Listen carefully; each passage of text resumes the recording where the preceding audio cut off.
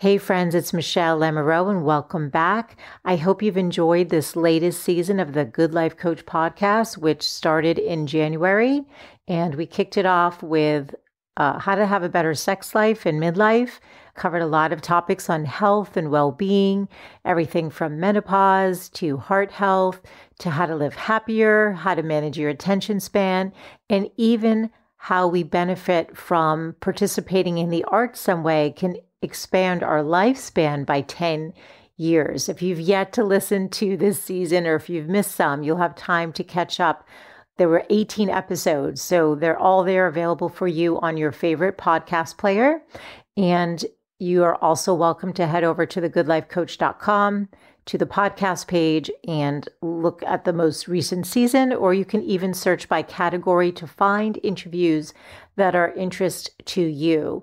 So starting in mid-May, the newest season will launch, and you'll be hearing from Dr. Gladys McCary, who is the mother of holistic health.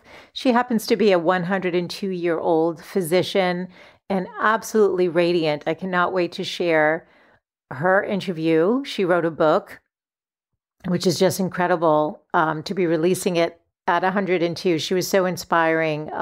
So many interesting conversations that I'm still in the process of recording to launch for you next month in May. So on that note, I hope that you enjoy these reruns that I've hand selected. I picked things aligned with health, fashion, and entrepreneurship just to give a little mix of the different topics that we cover on the show. And I do hope that when you're over at the Good Life Coach website, that you sign up for my newsletter if you've yet to connect with me over there. All announcements are made to my newsletter list first and foremost. The newsletter comes out once a week on Saturdays, and I will be continuing with the newsletter while working on this latest season. So let's get connected there if we're not already. And thank you for tuning in each and every week. And I look forward to being back with you very soon. On that note, let's get into the show. Here we go.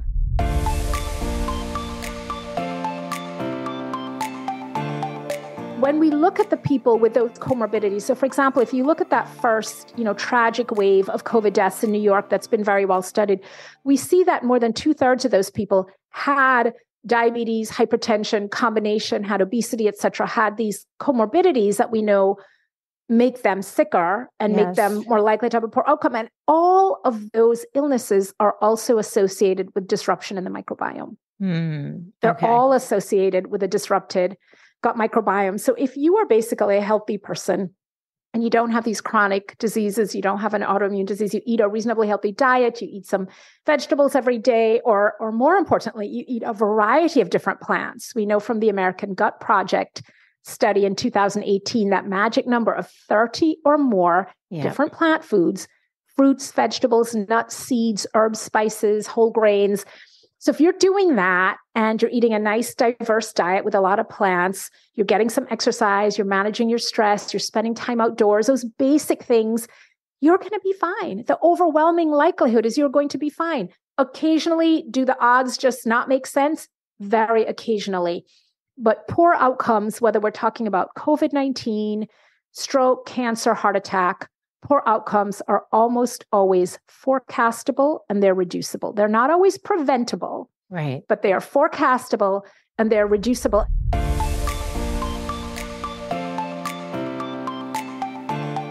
Welcome to the Good Life Coach podcast. I am your host, Michele Lamoureux. The intention of this show is to awaken you to your fullest potential. Join me each week for inspiring interviews to elevate an area of your life, as well as interviews with women entrepreneurs who are creating success on their own terms. Each episode provides actionable tips to guide you to design a life you love. Hey friends, it's Michele Lamoureux and welcome back to the Good Life Coach podcast. We have a great show for you today. We are talking about health and specifically our gut health with Dr. Chutkan, who is a board-certified gastroenterologist and the best-selling author of Gut Bliss, The Microbiome Solution, The Bloat Cure, and her latest book, The Antiviral Gut, which she is on the show today to discuss with us. And this book is so fascinating. I learned so much and had so many aha moments reading it. And you're going to understand why it's so important to take care of your gut health. And she's going to give us very specific ways to do so. Dr. Chutkan was educated at Yale and Columbia. She's a faculty member at Georgetown Hospital and the founder of the Digestive Center for Wellness in Washington, D.C. A former governing board member and training committee chair of the American Society for Gastrointestinal Endoscopy, she's authored dozens of scientific articles and lectured globally on autoimmune diseases and the role of the microbiome in health and disease. Dr. Chutkan has her own PBS special entitled Gut Bliss and has been a frequent medical expert on the Dr. Oz Show, The Today Show, CBS This Morning, and other media outlets. She's an avid runner, squash player, and yogi who is passionate about introducing more dirt, sweat, and vegetables into her patients' lives. And she's going to be talking more about that today. You can find all of the show notes for today at thegoodlifecoach.com. And I'm going to link to her website. She's offering a free masterclass in February of 2023. And I'm going to link to where you can sign up for that. There'll be a link to her book as well. I just find that she explains things so well and so thoroughly. And I always learn so much from her. So I really want to make you aware of all of that information. Just a reminder, this is a podcast for entertainment and educational purposes only. It is not intended to be medical advice. Be sure to reach out to your trusted medical provider for anything dealing with your health and well-being. I'm so excited to share this interview with you today. If you enjoy it, be sure to share it with a friend and to rate and review it over on Apple Podcasts. I love being able to share your feedback with the guests. So on that note, so honored and excited to have Dr. Chutkan here, and let's get into the show. Here we go.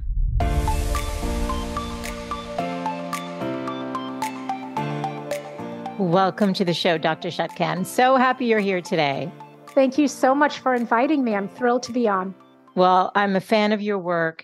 Your first book, The Microbiome Solution, first book for me to read, not your only first book that you wrote in 2015. I was telling you before we started to record, really changed my life and my understanding of gut health and how much control we have over our health. But I feel like you're a pioneer in this space and not that many people are talking about it. And you are a gastroenterologist. And I find that, I don't know, I feel like we think of like, oh, we're going to go get our colonoscopy. Nobody's talking to us about what we eat.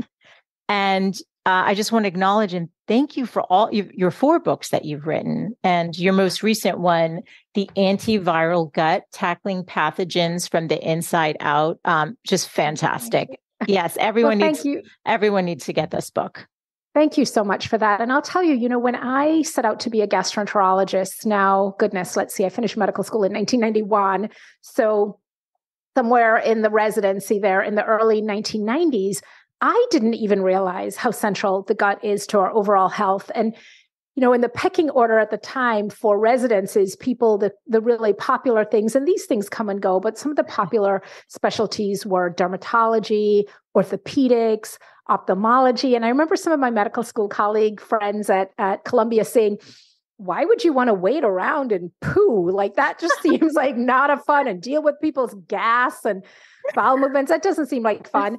And now, fast forward a couple of decades, the gut is really having a moment, isn't it? It is. We're really realizing that when you think about how central it is, just think about where it's located in the body. It's right in the center of our body. And it really is the engine for, it feeds other organs, our brains, our immune system, our musculoskeletal system, our heart, et cetera.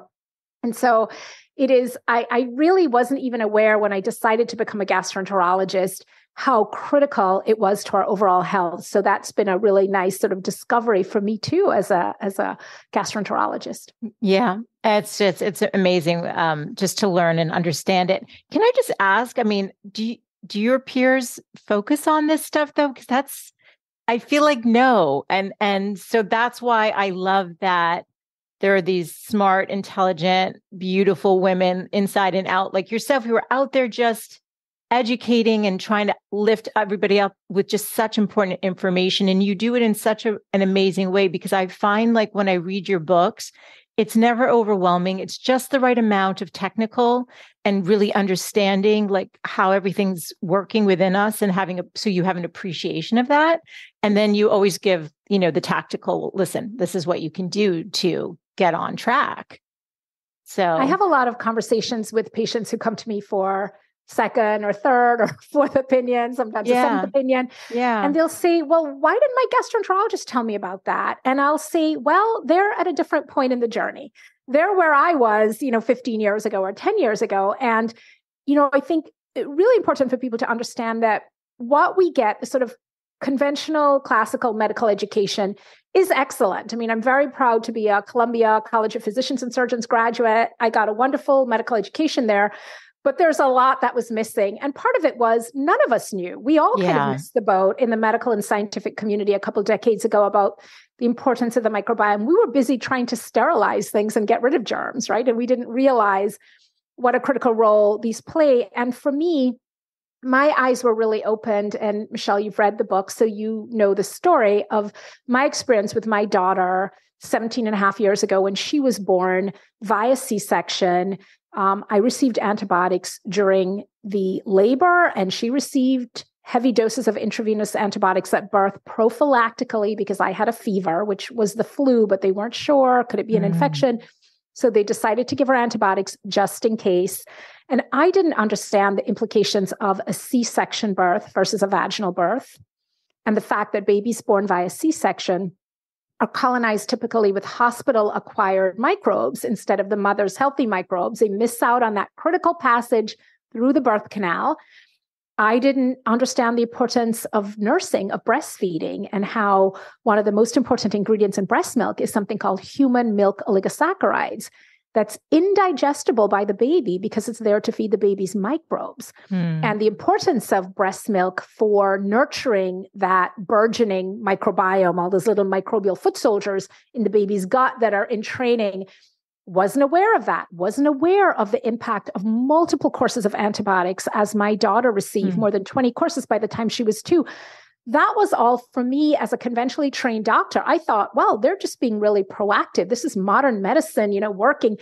And what allowed me to recognize the injury this was causing was really the fact that I had been caring for many, many years for patients with autoimmune diseases like Crohn's and ulcerative colitis. And I recognized, gosh, a lot of these patients have a similar history. And then right around that time, we were starting to see glimmers in the scientific literature. For example, a big study that came out published in the journal Gut. Yes, we have a journal called Gut, and it's very good. And this is, fun reading on a Sunday afternoon. There was an article, a meta-analysis from the institution where I did my gastroenterology fellowship training, Mount Sinai. And this was a meta-analysis of over 7,000 patients. And it found that frequent antibiotic use in childhood was a risk factor for Crohn's disease. Wow. And since then, we've seen that with multiple other autoimmune diseases. So it was like the perfect storm. I had experienced this, unfortunately, around my daughter's birth. She was a very sickly baby and child. Nobody could figure out why. I was seeing similar history with people who then were diagnosed with autoimmune diseases. And then we were seeing data coming out in the scientific literature showing that, yes, these early exposure to antibiotics is a risk factor for autoimmune disease. It's a risk factor for sort of inability for your immune system to mount an adequate response. It makes you more susceptible to infections, both viral and bacterial. And so I remind people that I didn't just sort of wake up and go, oh yeah, I know all this stuff. And, let me tell you what everybody's doing wrong. That it was a very gradual transformation. And unfortunately, some of it was painful. It was through, being a mother to a very sick child. And I felt like mostly what the medical establishment had to offer was more antibiotics, which at the time was not what she needed. So I really encourage my patients. I tell them all the time, don't break up with your doctor unless they're an ass. If they're an ass, then you absolutely should break. If you're going to see somebody and they're making you feel small and stupid and, they're obnoxious, by all means, find another doctor. But if your doctor is poorly informed, do what my patients did. Have a dialogue, explain to them what you're doing, what's working. I remember the first patient who told me that she was using nutritional therapy to treat her Crohn's. I thought she was completely mad. I was like, what? What? What do you mean you're not on any medication? That's like driving a car with no insurance. That's dangerous. I mean, I remember feeling like, my heart rate going up, getting a little agita, like, oh my goodness, this is so scary. And so it was very gradual of seeing hundreds and hundreds and eventually thousands of patients. And then me, myself, starting to say, okay, let's try this diet and let's do this. And I'll tell you, Michele, it's like magic when you see somebody with a complex autoimmune disease like Crohn's or ulcerative colitis, where not only do they feel poorly, and they're having pain and maybe 10 or 20 bloody bowel movements, and I do their colonoscopy and everything is so inflamed. And to see that improve and sometimes completely normalize as a result of changing what they're eating. Wow. For somebody like me who was trained, in the conventional medical world, it seemed like nothing short of magic. Now it all makes sense because we can all put it together with the microbiome and what's going on. But it's still the work that brings me the most joy, not because those drugs don't work, but the kinds of drugs that we use also have really problematic side effects. They have side effects like cancer and serious infection and even death.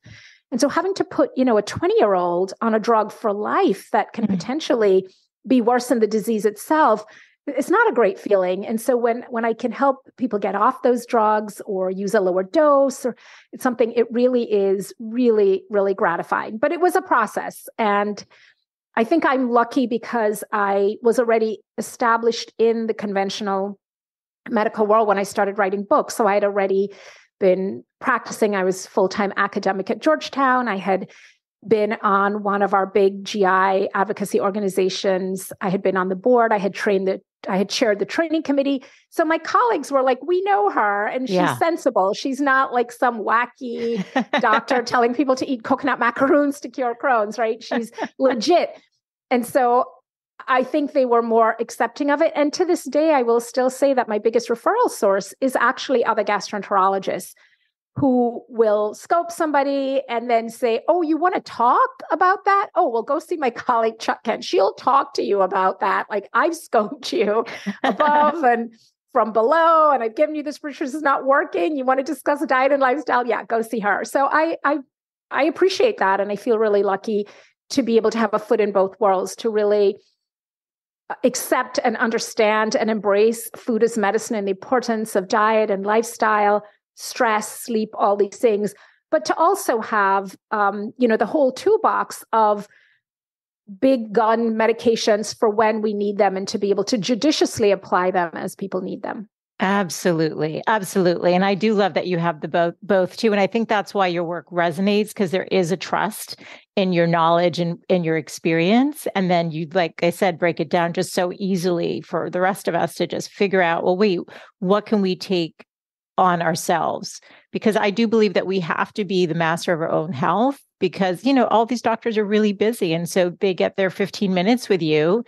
And, you hope that you're, getting what you need, but ultimately you need to be a little bit more curious, in my opinion, and do what you can, take control of what you can. And I'm going to read from your book, The Antiviral Gut. Just, this is a little bit of a paraphrase from some of the stuff that you wrote, but you said, and this was a question I was just asking, a friend and I were just talking about, but you start the book by asking, why do some people get really ill or die from a virus like COVID-19, or end up with long haul symptoms, and others get a mild case or don't get sick at all?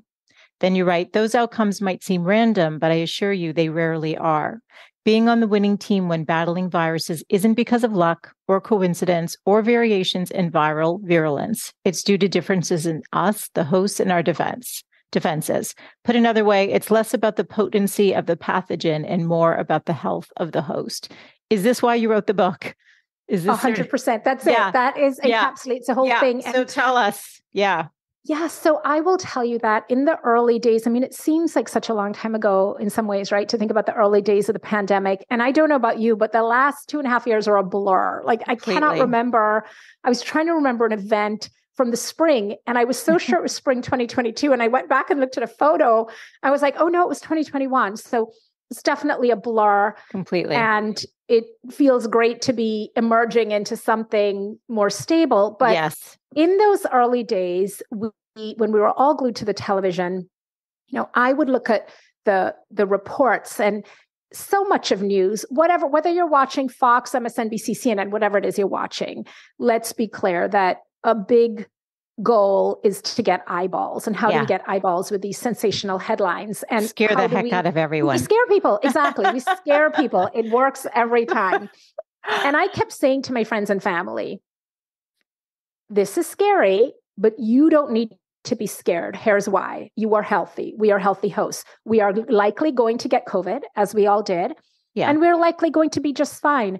Now, that being said, sometimes does, some terrible thing fall out of the sky and flatten us? It sometimes does, but not just for predicting viral outcomes, in everything else. If you think about heart attacks, strokes, cancer, somebody who is healthier, somebody who is younger, stronger, fitter, on fewer medications, doesn't have any chronic medical problems, they're going to have a better outcome from cancer, from an infection, from stroke, from a heart attack, from whatever it is. So this idea that host health matters, and it matters greatly, isn't new. We see that in every aspect of life. And it's why we can be more aggressive when we have somebody coming into the emergency room. I had this debate over brunch yesterday with some friends, and my husband was saying, well, we treat heart attacks the same in a 40-year-old as in an 85-year-old. And I was like, no, we don't. No, we don't. We have a very different threshold for somebody who's younger, particularly if they're healthier, for what we can do, because they can survive the intervention. We can give them more aggressive chemotherapy for their cancer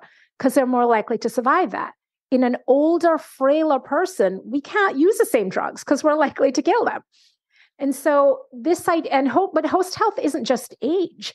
And what we found with this pandemic, one of the most profound medical revelations was a study from UMass, University of Massachusetts, that showed that the composition of the gut microbiome was the most important predictor of viral outcome. More important than age, gender, comorbidities, even some of the laboratory markers like C-reactive protein or sedimentation rate, et cetera, that it predicted outcome. And by outcome, I mean death, ventilation, respiratory failure, with 92% accuracy. Wow, that's unbelievable. By looking at what's going on in the microbiome, and specifically looking at levels of a bacteria called Faecalibacterium prausnitzii, F. prausnitzii for short. I'm not writing that. I was going to write that down. I'm like, no, I'm not writing it. It's a bacteria. It's in the book. It's a bacteria, that and others, that is strongly correlated with eating a lot of dietary fiber. And conversely, a bacteria called Enterococcus faecalis was associated with worse outcomes. And that's a more virulent bacteria that we know it's associated with post-op infections, et cetera. It can penetrate the gut lining, get into the bloodstream, cause problems. So, immediately people think, oh, where can I get some F. prausnitzii? Let me go buy some. It doesn't work that way. You can't just go borrow some from your vegan friend. You have to cultivate a microbiome that's high in F. prausnitzii. You have to eat the kinds of foods on a regular basis that F. prausnitzii want to eat, which is foods that are high fiber foods. But the great news is you don't have to be fully vegan. You can still eat some animal protein. You can still occasionally eat a bag of Cheetos or something that's terrible for you.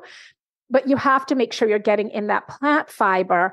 And so to me, it is such a message of optimism to be able to say to people that we can actually be healthier hosts. We can dramatically increase our susceptibility. It doesn't mean we're never going to get sick, but we can dramatically increase the likelihood that we are leaving the hospital vertical rather than horizontal by being healthier hosts, by paying attention to these things. Wow. And how did they test it? A fecal sample? Fecal sample. Yeah. Fecal sample. And it's not even something that you really need to test, because here's the thing. When we look at the people with those comorbidities, so for example, if you look at that first, tragic wave of COVID deaths in New York that's been very well studied, we see that more than 2/3 of those people had diabetes, hypertension, combination, had obesity, et cetera, had these comorbidities that we know make them sicker and make them more likely to have a poor outcome. And all of those illnesses are also associated with disruption in the microbiome. They're all associated with a disrupted gut microbiome. So if you are basically a healthy person and you don't have these chronic diseases, you don't have an autoimmune disease, you eat a reasonably healthy diet, you eat some vegetables every day, or more importantly, you eat a variety of different plants. We know from the American Gut Project study in 2018, that magic number of 30 or more different plant foods, fruits, vegetables, nuts, seeds, herbs, spices, whole grains. So if you're doing that and you're eating a nice, diverse diet with a lot of plants, you're getting some exercise, you're managing your stress, you're spending time outdoors, those basic things, you're going to be fine. The overwhelming likelihood is you're going to be fine. Occasionally, do the odds just not make sense? Very occasionally. But poor outcomes, whether we're talking about COVID-19, stroke, cancer, heart attack, poor outcomes are almost always forecastable and they're reducible. They're not always preventable, right? But they are forecastable and they're reducible. And we know the same thing for heart disease. We know that you may not be able to do anything about a family history of heart disease. Yes. But you can decrease your cholesterol through diet. You can increase your exercise. You can stop smoking. You can get your blood pressure under control. These are all modifiable risk factors. And it's so interesting. A lot of those same risk factors, so something like heart disease, they also apply for infectious diseases. Wow. So I wanted to write a book that people could read and first of all go, okay, this makes sense and it's accessible. This isn't, all medical scientific speak. Right. And it's actionable. Here are, 10 things that I can do, really simple, or 2 things that I can do that are really simple things that can help make me a healthier host. And so it felt like an opportunity. And I'm so grateful to the folks at Penguin Random House and my imprint Avery and the wonderful team there for giving me the opportunity to sort of do my part in the whole public health rollout, right? Like, what can we do for our community to help people be healthier? And not like, it's not a supplement I'm trying to sell you. I'm trying to give you some really basic good advice that could potentially save your life. And that is such a privilege, really, and such an opportunity. And I'm so honored and so grateful that my audience, we all get to learn from you. And your book is laid out so well because the beginning is how it works, what goes wrong, and then you get into an actual plan. So it's like so easy to follow along. And I think it's empowering to know that we have more control than we think. It's not random, right? Like, oh, I can't believe that happened to that person. More often than not, it was probably based on dietary issues and the health of the microbiome, which is kind of where I want to start. Since, let's start with, how it works. Just can you explain for people what is our microbiome and what are some of the key function it regulates? I know it's a lot. You don't have to list them all, but just so people have a foundational understanding of what we're actually talking about. The microbiome refers to all the organisms that live in and on our bodies. So when we think about the microbiome, we think about bacteria, but it actually refers to viruses, fungal organisms, protozoa, which are one-cell organisms, parasites, all of them. And we're talking about a lot of organisms. Somewhere, the number varies, 100 trillion, 200 trillion, but more than 1 billion microbes in one drop of fluid in your colon alone. And of course, the gut is where the majority of these microbes live. We can't see them because they're microscopic. But if we scraped them up, they would weigh about 3 to 4 pounds. And it's taken us, Antony von Leeuwenhoek in the 1600s first described the microbiome when he scraped some of his dental plaque. You can imagine in the 1600s, I don't think dental hygiene is what it is today. Scraped some of his dental plaque, looked at it under a rudimentary microscope he had made, and proclaimed, they're the little animalcules, so prettily moving. And so that was the first, as far as we know, sort of modern, if you will, account in the 1600s of recognizing these microscopic organisms. And then Pasteur, a couple centuries later, talked about germ theory and how these microbes get into our body and they make us sick. And that is certainly correct in many ways. But it wasn't until Antoine Béchamp, who was another Frenchman, and really around the same time as Pasteur, he championed something called terrain theory, which says that if our terrain, our soil, and really what he was talking about was the microbiome and the gut, if the soil is healthy, the germ will pass harmlessly through without doing much damage. Sure, you may be sick for, have a flu for a week or 2, but you're going to recover. Yes. And so both aspects, both germ theory and terrain theory are really important. So germ theory, we wash our hands, we wear masks, we socially distance to avoid germs when we can. But terrain theory is where the book comes in. This is like, yes, we do those things, but we also try to be the healthiest host that we can, so that if and when we do encounter these germs, and it's, increasingly inevitable in the way we live, we are able to have it pass through our body without doing lasting damage. And so the role of the microbiome in protecting us is something that's really taken us a couple hundred years to figure out, that these organisms are primarily friends rather than foes. So there's the obvious digestion of food. So you eat the food, then it gets broken down into the micronutrient constituents, the fat, the protein, the carbohydrate. It passes through the gut lining.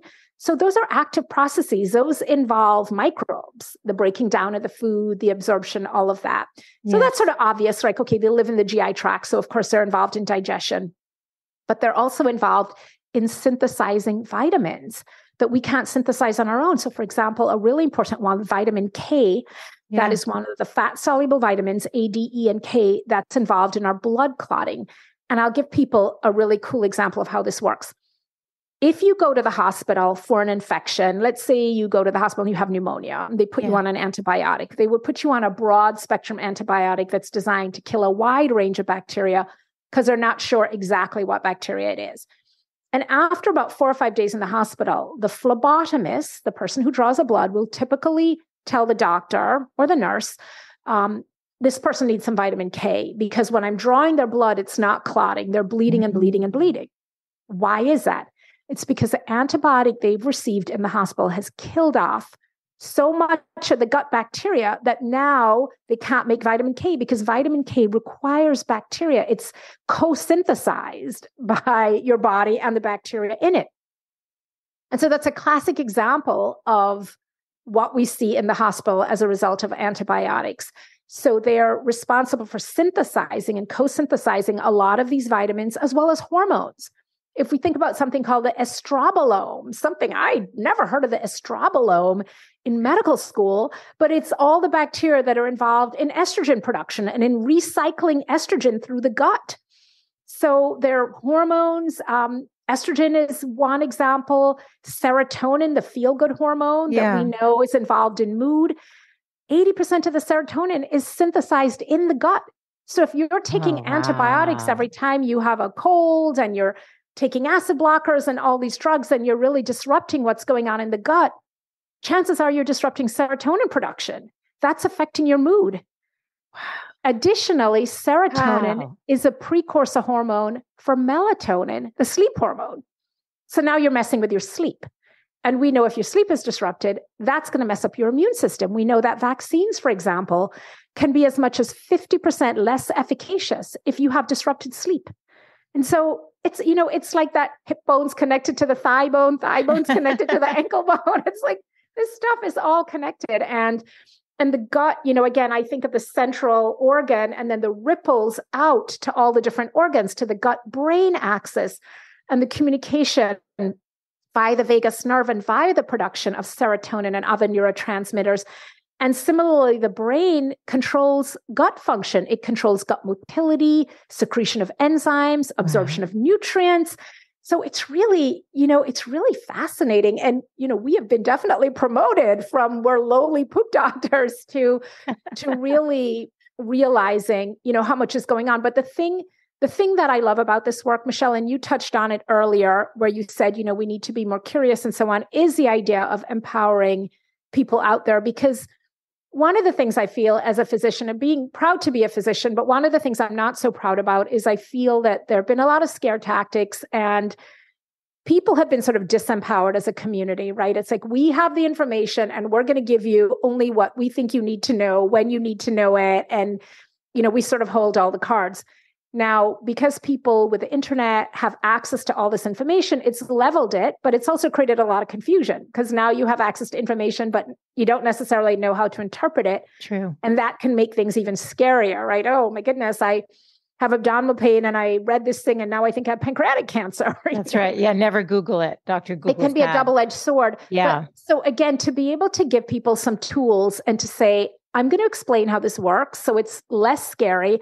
And then I'm going to explain what you can do to make it work in your favor, feels like it feels like this is medical care, right? I mean, I always want to say disclaimer, like the book is great, but I'm not your doctor. This is not a book designed to give medical advice specifically, but it does feel like we can put some really practical, actionable tools in people's hands so that they don't need me. That's my whole goal, is you don't need to come see me because you're good, because you understand how your gut works and you've taken the steps. And again, I just want to say too, so grateful for the opportunity to be on your podcast, to have that sort of amplification, right? For me to tell you and then you to tell all the people who really rely on you for advice and are tuning in. So thank you so much for that. Oh, thank you. And yes, I always do a disclaimer too, if it's a health related thing. And then it's like, go get the book and learn what you can, and then put it into effect, like what resonates or what you feel like you can manage.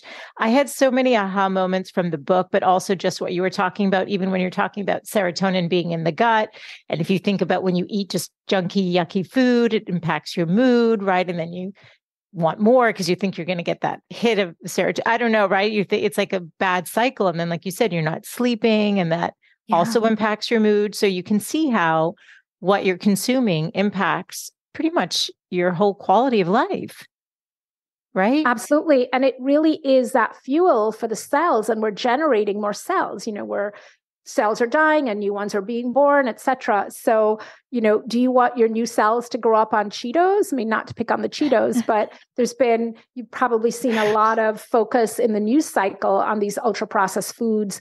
And, people are sort of like, well, what's the big deal? They're just convenient. It's not a big deal. And it is a big deal, because not only are they replacing the actual nutrients, but there are chemicals in these foods that are aggressively, actively harming our gut microbiome, harming our gut lining, making us really ill, and some clear associations between eating these foods, developing chronic conditions like Crohn's disease. And we know from a recent study, a 10.5% increased risk of premature death in people eating a high percentage of ultra-processed foods. And this was a study from Brazil, where the percentage of their diet that consists of ultra-processed foods is less than the US. The US is now about 52%.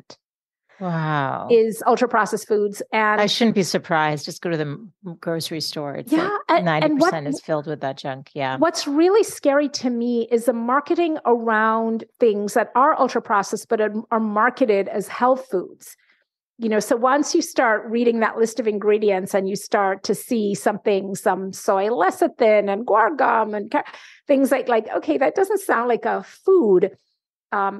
It really completely changes the nature. And so many of these products, edible food-like products, as I like to call them, are made from bioengineered food ingredients. And I like to remind people, we can make car tires from corn. Car tires are not food, right? So these things that are made from food-derived ingredients are really different from food in some really profound ways. And when I look at the rising rates of autoimmune diseases, of dementia, of all these chronic illnesses, you can't help but think it's related. I mean, it's related to lots of things and climate change, et cetera, but a lot of it is related to the fact that what we're ingesting is not really food. Yes, which is a huge problem. And I think, like you said, okay, you have an occasional bag, like don't feel bad about it. But I got certified as a holistic health coach when my daughter was probably about 4. So back in 2014, and I started as you become a mom, you start paying attention to more of like, should she be having that Starbucks scone? Like that's a lot of sugar. And that's not how I was raised. My mom always had we always had a salad every day. And my parents still to this day, every day, they have a huge salad for lunch. I think that's actually why they did okay. They did well with COVID, and they just recently had it. And I think it's because they eat so many fruits and vegetables every day. Based on what you said, I sort of had that aha moment. But when I'm reading in your book about dysbiosis, which I'd like you to explain what it is, I can't help but think we all have it. I mean, because we do, right? Because some of the root causes you said behind autoimmune, bloating, celiac, chronic fatigue, depression, food allergies and sensitivities, which I developed when my back brace came off. And I had another aha moment with that, because I was like, oh, stress, that's like chronic stress to my body. I could literally not breathe, because I was like, I know there's a correlation to the food sensitivities and the brace, but I don't know how. I do now from reading your book. The brace came off and the food. And it is. I mean, for people when people think, well, they don't really understand, like stress is in my head, it's not in my body. I like to use this example. I'm very afraid of snakes. Okay. A few things in the world, like even thinking about a snake now can give me a little. And if a snake all of a sudden, came through the door and was slithering around in front of me, a few things would happen really quickly. My blood pressure would go up. My heart rate would go up. I'd start breathing really fast. I'd start sweating. The hair on my body would stand on end. All of this because of the sight of a snake, which has caused a fight or flight reaction. Yes. Now that fight or flight reaction might be appropriate with a snake in front of me because I need to get out of Dodge and avoid the snake actually doing something to me. Yes. But the problem is we are experiencing that kind of fight or flight reaction all the time. Like, oh, I didn't get this paper done. Oh, my kids are applying to college. I'm late to do this. I'm, dealing with older parents and younger kids, like multiple moments throughout the day that are supposed to be reserved for, escaping the saber-toothed tiger. Yes. I used to say running away from T-Rex, and my 17-year-old is like, Mommy, we weren't around when T-Rex was around. So I stand corrected with my evolutionary analogies there. So saber-toothed tiger, I think, is fair to say. So we're having those moments all the time. And some of them we're even creating in our mind with the stress that we're putting on our kids and ourselves about what we need to do and accomplish and how we need to be and how we look and all these things. We are literally making ourselves sick. And that stress actually can increase the permeability of your gut lining and it can affect the gut microbes. So there's a very well-known experiment that was done in college students, and they found that stress, exam-related stress, they saw, Michele, an increase in pathogenic bad bacteria could increase 1,000-fold in an hour. Gosh. 1,000-fold. Oh my when these kids were under stress. And so we think about, our kids, think about college kids during exam time. They all get mono, they get strep, they get COVID, they get sick. Why? They're not sleeping. They're eating, crappy food around exam time, and they're stressed. Yes. And so it's a perfect storm. We know that from this British Medical Journal article that sleep deprivation, 6 or few hours of sleep or interrupted sleep per night, can lead to a whopping 88% increase in likelihood of coming down with COVID. So it's not just exposure. Exposure is somewhat inevitable, as we've seen. I mean, if the president and Dr. Fauci can get this stuff, exposure is inevitable. But being really sick is not, and you can be exposed and not become infected. You can be exposed and become infected, but asymptomatic, infected, but mildly asymptomatic, mildly symptomatic, infected, sick, very sick, all the way through. That's a continuum. And that continuum, again, is not random. Things that we can control, like sleep, like stress, like what we're eating, like whether we're moving, whether we're exposed to soil microbes, getting outside. And I think, I've been accused by someone once of being unscientific. And I'm like, wait, in what regard? How is that unscientific? I'm like, this is what I'm not doing is I'm not giving you like fancy explanations that lead to a supplement or a drug, but there is a mountain of science behind all of this stuff, not just for this viral pandemic, but for others. But it doesn't, maybe it seems basic is what they were trying to say, right? And it is basic. I mean, it literally is like our grandparents' advice, so much of this, right? Of get outside, get dirty, eat some vegetables, these sorts of things. Oh my God. I love this so much. Like I said, when I'm reading this list of dysbiosis, root causes behind it, I'm thinking, I don't know how skin conditions, eczema, rosacea, post-viral systems, parasites, leaky gut, irritable bowel, vaginosis, yeast overgrowth. I mean, do we all have dysbiosis? And can we heal it? Here's the thing. It is living in the modern world. Yes. We are going to have disruption of our microbiome, which is what dysbiosis is. It's an imbalance, right? It means that we have probably lower representation of some of the species we should have. We have less species diversity. We have, more of the bad ones, fewer of the good ones. And the first thing I'll say is the solution to that is not to go on a scorched earth mission to kill off more microbes, as you often hear people doing, or to say it's the yeast and we're going to kill every yeast in our body. It is really to create rebalance. So how do we rebalance? By repopulating and rewilding, as I like to call it. And we don't need to go all the way back to the cave. I mean, there's some things I do, like I'm not necessarily bathing all the time. I have been known to go a couple days with just a little freshening up and, not sort of super sanitizing myself. I find explain why you do that. Why are you doing that? Explain why. Because you write about that in both of these books, I noticed. Yeah, because just like antibiotics can kill off a lot of the healthy bacteria in your gut, if you're using a lot of these personal care products, household products, a lot of them have ingredients in them, whether they're sulfites, etc., that are very disruptive to the microbiome on our skin or on our scalp. So if you're washing your hair frequently, I mean, guilty. When we sleep, our body is producing personalized hair oil that is designed for ideally our scalp pH, etc. It's producing that oil, that sebum to moisturize the hair.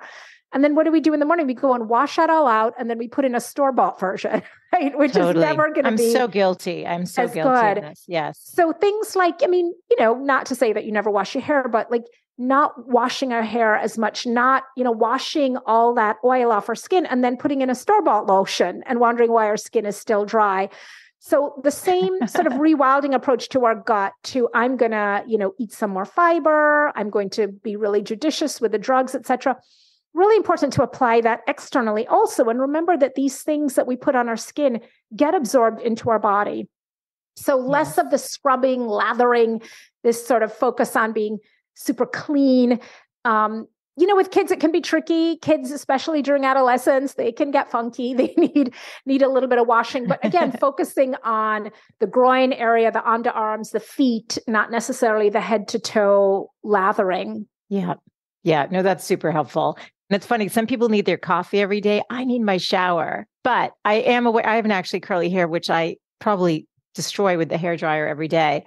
I just wake up and it always looks so wild that I end up oftentimes, and I know it's not good. Well, you see, mine is very different from the cover. It was funny with the second book, The Microbiome Solution, right? Yes. And I remind people, I had Kimora Lee Simmons, photographer, for that photo shoot, for that cover. And I had a whole team that Penguin Random House arranged in New York. It was very exciting. They must have spent 4 hours trying to get my hair, which you see is very naturally curly, beautiful, to look like that. Eyelashes, the whole, glam. I remember during that photo shoot, like looking at the pic, everybody had the little magnifying thing looking at the picture. And I thought, thank goodness this is not my actual job, right? Thank goodness I'm mostly in scrubs, like halfway up somebody's colon, because this is a lot of pressure.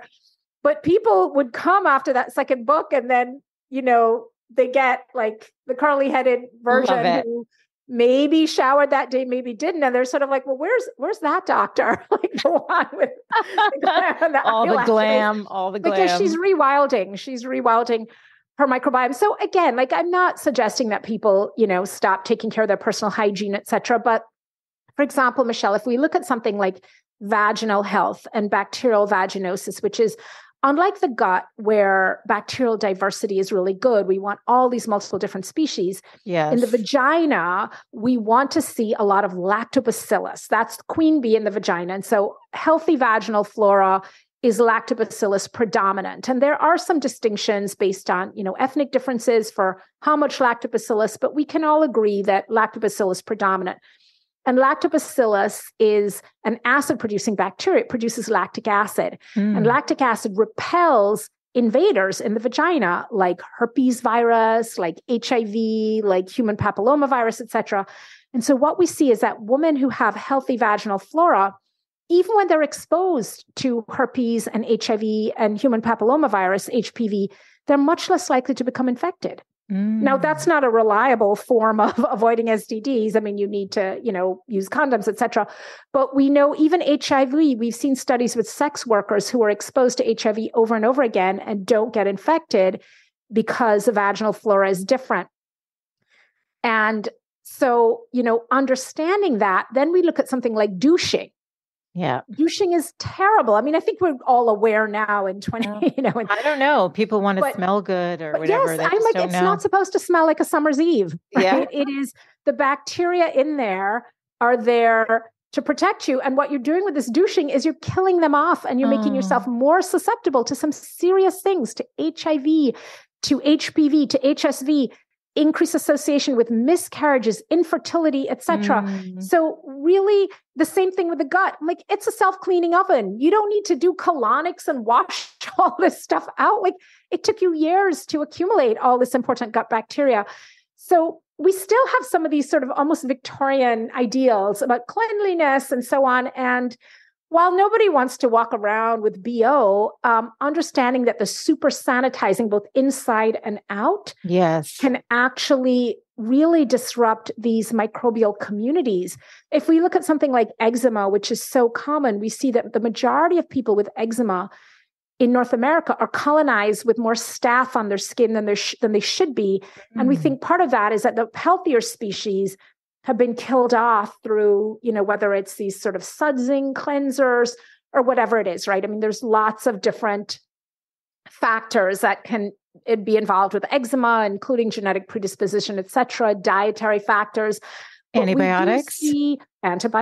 We do see a link between the disruption of these communities. So we have to think, how can we live in the modern world and enjoy the modern conveniences, but still pay attention to nurturing these communities? And the things that I like to drill down to just three things: dirt, sweat, veg. Yeah. Dirt, we need exposure to soil microbes. So thinking about eating food that's grown in actual soil, not food coming in a package from the factory. So ideally something from the farmer's market. You can see some dirt on it, even if you're rinsing it before you eat it, which you should. So dirt, we know exposure to soil microbes is also really good for us, not just mentally, but microbially. We see that it's helpful for the microbiome. Beach too, walking on the beach? Absolutely. We know there's something called the outdoor air factor. We saw that soldiers recuperating outside during the Spanish flu epidemic 100 years ago had much lower death rates than the ones who were recuperating inside the hospital. In one study, a difference of 40% for those inside and 13% for those outside. Amazing. In terms of risk of dying. And that has to do with something called the outdoor air factor, which is described as the germicidal constituent in open air that, kills harmful bacteria and viruses. And we're not sure exactly what it is, but we know that being outside doesn't just reduce transmission, it also improves healing. Well, I got COVID in the middle of the winter, right like a day before this huge snowstorm. But I was bundled up at night when everybody was in double mask, bundled up, walking around because I was like, outside. I gotta get fresh air outside. Really important. In addition to, expanding the lungs and everything, the fresh air is really important. So if you had the flu, you would do that too? Absolutely. The worst thing is to just lie in bed indoors because you're lying in bed on your back. You're not inflating your lungs. You're getting alveoli, the little lung sacs collapsing. You can't ventilate properly on your back and you're inside. So you have to base it also based on your level of physical activity. I'm a slow distance runner, but I'm used to doing a lot of exercise. You do triathlons, right? Did I hear that in a podcast? So slow triathlon and marathoner. I just posted something that this woman, Letsen Bebe, I'm sure I've said her last name wrong. Her debut marathon time is my half marathon time. And I was like, this is amazing. I'm like, she ran 26.2 miles in the time it takes me to run 13.1 miles. But that's okay. We're both out there. But it's the fastest marathon debut time ever for a woman. And she's amazing for people who are interested in endurance, athleticism, or really just anybody, such an accomplishment. So you don't have to be out there running a 2:17 marathon, right? But just get fresh air movement, the fresh air. And so that's sort of the dirt and the sweat together. And then veg, you don't have to be a vegan, but we know that plant fiber, we know from that American Gut Study Project data, we talked about 30 or more different plant foods per week. We know you need to eat these fibrous plant foods that the microbes, like the F. prosnitzii we talked about, they ferment those foods and create short-chain fatty acids. And the short-chain fatty acids help guide the immune system to the just right response. They help repair the gut lining. They feed the cells in the intestine. And you can't just take a supplement. I mean, you can take a supplement if you want, but you've got to eat the food also. Yeah. You've got to do these basic things. And so there's lots of things in the book. One of the plan, which, as you know, is half the book. Yes. I'm really proud of, but I wrote a little short chapter 13, maybe the good luck chapter, The Plan at a Glance, which is my top 10 list, because, the sleep section alone in the book, I think I give 23 or 24 different tips for how to get a good night's sleep. So I wanted to say, okay, these are the top 10 things. And, maybe in order, I would say, eat more vegetables, pass on factory food, include some ferments, drink alcohol in moderation or not at all, hydrate half your body weight in ounces of plain old water, avoid unnecessary medications, particularly the ones like the antibiotics, the acid blockers, etc. Sleep, regular routine of 7 to 9 hours, exercise at least half an hour, 5 to 6 days a week, moving your body, whatever it is you're doing, get outside a little time in nature every day, even if it's just walking around the block. And then getting quiet, finding a little time every day. I mean, for me, it's often in the morning when I wake up, I try to do some deep breathing. My husband thinks I'm just delaying getting out of bed, but I remind him I'm doing my mindfulness. I'm getting myself ready, or when I go to bed at night. Those basic things still make a tremendous amount of difference. That quiet breathing can trigger your parasympathetic nervous system and really bring down your stress levels, make a huge difference with what's going on in your microbiome, et cetera, susceptibility. So it seems basic, and it is basic, and it's really important. It is a foundation on which good health is built. Just like you described, my parents, the same, 87 and 82, and they still weigh what they weighed in high school. Wow. They eat salad every single day at lunch. They both, I play tennis with my dad. Nice. I can now beat him.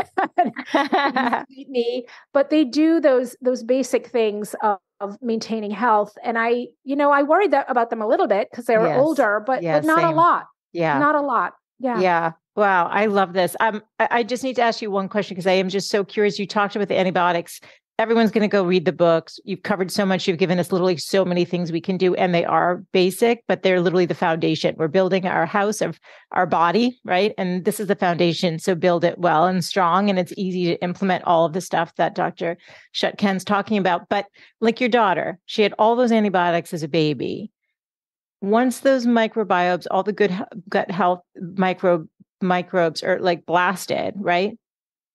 Are they ever repopulated back to what they were? And if they're not, can you still create a strong foundation? That's what I'm just always curious about that. I'm so glad you came back to that, Michele, because you asked me, and I think I went off on a tangent about dysbiosis. It is really the whole reason that I got into, I sort of shifted from what most gastroenterologists do, which is a lot of colonoscopy and a lot of prescribing, and really moved into this idea of we can prevent and we can heal. And I saw it with my own daughter, who was such a sick child, how moving away from the unnecessary antibiotics and moving towards, when they're little, it's really easy to give them lentil dal burgers and green smoothies. When they're teenagers, it's a little harder, right? And, we have to reconcile ourselves to the fact that they're young, they're going to want to eat these other foods, but focus on what they're missing. Yeah. So don't focus on the fact that they're eating mac and cheese and maybe that's not the best. Focus on, can you get them to eat some broccoli with it? Mm-hmm. Or grab a carrot as they're going out the door? And so really changing her diet quite profoundly when she was little made a huge difference.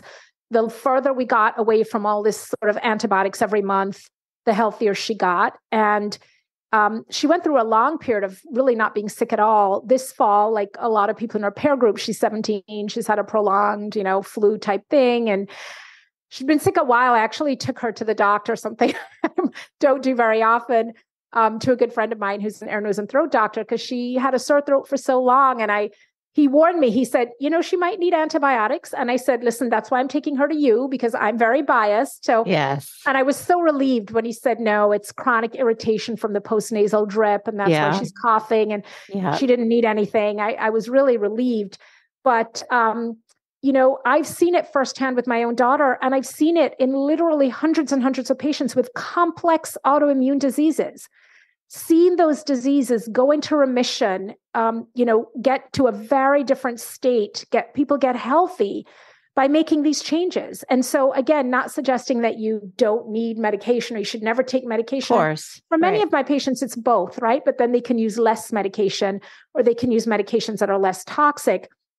And so I am a believer and a prescriber in a food as medicine approach. And overall, what can you do? I love the way you described it, Michele, of you're building your house. You want to build a sturdy foundation. Yeah. And whether you have a chronic disease or not, whether you're trying to prevent one, whether you're trying to get off medication, or whether you're just trying to be more resilient and less susceptible to disease in general, these are things that really work and will make you healthier and, I dare say, happier.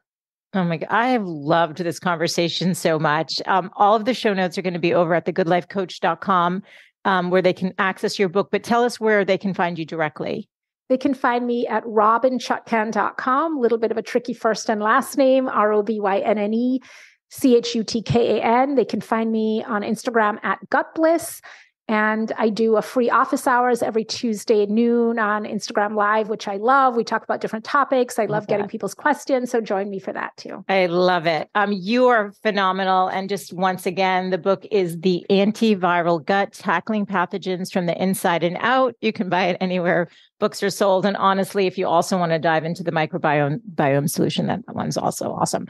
But thank you so much for being here today. Such a pleasure. I've been following you so long. So this is really such an honor for me to be connecting with you and to have you with my audience today. So thank you so much. Thank you so much for having me. And I love all the incredible work that you're doing and all the, the helpful advice that you're giving to people. It's such a blessing for folks. Oh, you're so sweet. Thank you so much. Thanks so much for tuning in today. I hope you gained some new information or inspiration for your life. That is the essence of this show, is to really wake up to what's possible for you, to reclaim your beautiful voice, and to really learn to love and prioritize yourself. So if you gained any value from any of the conversations you've tuned into, make sure to subscribe on your favorite podcast player. You can do that right now on your phone. And please do consider leaving a rating and review if you have yet to do so on Apple Podcasts. It's actually how more women can find the show. And I really want to grow a community of women who are loving themselves and living full on. So thank you as always for tuning in. And I look forward to reconnecting with you next Wednesday. Bye for now.